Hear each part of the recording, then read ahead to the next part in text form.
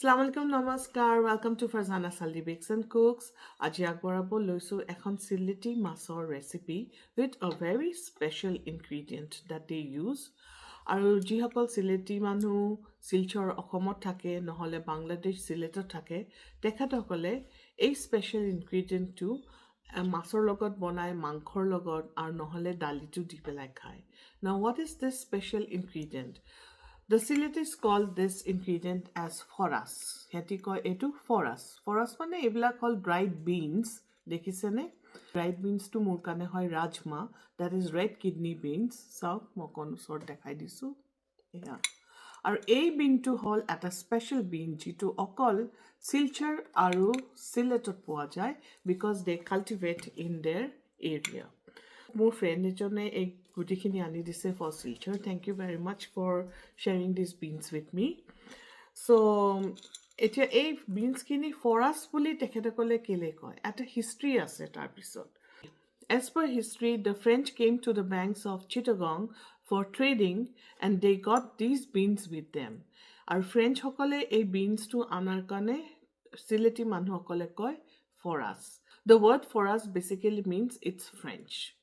এই যিটো ফৰাছ বিন আছে এই বিনটো যেটা কেঁচা অৱস্থাত হয় তেখেতসকলে they consume as a vegetable কিন্তু বেছিভাগ তেখেতসকল ড্ৰাই কৰি দিয়ে since it's a seasonal vegetable.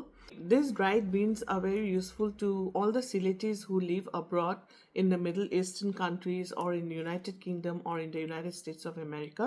So we tekhetakole ei hukan bean tu loi ahe aru mas mangkho aru dali di pelai khai. Moi aji apnalokor agot share korisu masor logot keneke ei bean tu bonua jay. There is the process to cooking it. Let's go and take a look at the other ingredients and the process to making this Sylheti recipe of fish with Forash.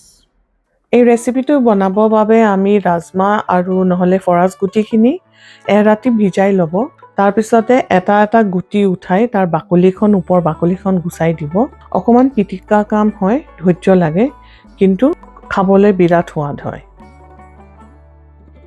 ৰৌ মাছ কেইডোখৰমান লৈ পেলাই তাত দি দিছো অলপ নিমখ আৰু হালধি ভালকৈ হানি মেলি সাইডত থৈ দিব কেৰাহী এখন মিডিয়াম জুইত গৰম দি তাত দি দিছো মিঠাতেল আৰু মিঠাতেলখিনি গৰম হওঁতে এই মাছকিডোখৰ ভাজি ল'ব মাছকিডোখৰ দুইফালে ভাজা হৈ যোৱা পিছত লাই পেলাই সাইডত থৈ দিব এতিয়া একেখিনি তেলহে আমি ব্যৱহাৰ কৰিম তাত দি দিছো কেঁচা জলকীয়া আৰু পিয়াজ অকমান দেৰি পিয়াজখিনি ভাজিব অকমান ৰংটো উঠুতেই তাত দি দিব পিয়াজ পাত আৰু বিলাহী এতিয়া তাত দি দিছো বটা নহৰু নিমখ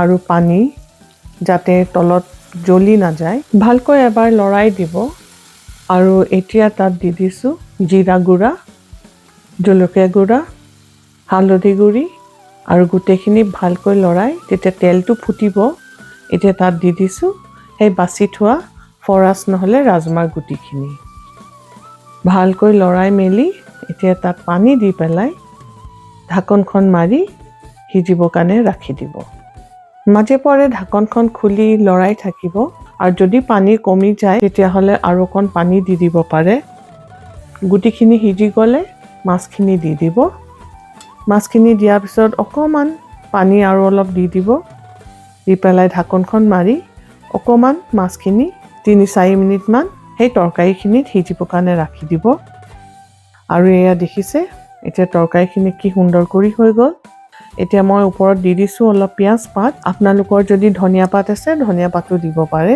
আৰু গোটেই তৰকাৰীখিনি দেখিবলৈ বিৰাট সুন্দৰ আৰু বিৰাটেই সোৱাদ হ'ব খাবলৈ এই তৰকাৰীখন হৈ গল গেছটো অফ কৰি দিব তাৰ লগতে মই বনাই লৈছো অকমান গাজৰ স্কচ বিন আৰু আলুৰ ভাজি এখন পটল কেইডোখৰমান হালধি নিমখ দি হানি ভাজি লৈছো আজি দুপৰীয়া সাজ বহুত তৃপ্তিৰে খাম এই ভাত মিক্স ভাজি আৰু এই ফৰাছ মাছৰ তৰকাৰী আৰু পটল ভজা তাৰ লগতে অকমান দাইলও বনাই লৈছো আশা কৰিছোঁ এই চিলেটি ফৰাছ মাছৰ ৰেচিপি আপোনালোকৰ ভাল লাগিলে। চিলেটত বা শিলচৰত তেখেতসকলে হয়তো ডিফাৰেণ্ট ইনগ্ৰিডিয়েণ্টছ লৈ বনাব পাৰে। মই পিছে এনেকেই এই তৰকাৰীখন বনাই ভাল পাওঁ। আপোনালোকে নিশ্চয় এবাৰ ট্ৰাই কৰি খাই চাব আৰু ভাল লাগিলে জনাব। থেংক ইউ ফৰ ৱাচিং। Take care and be safe. Bye by.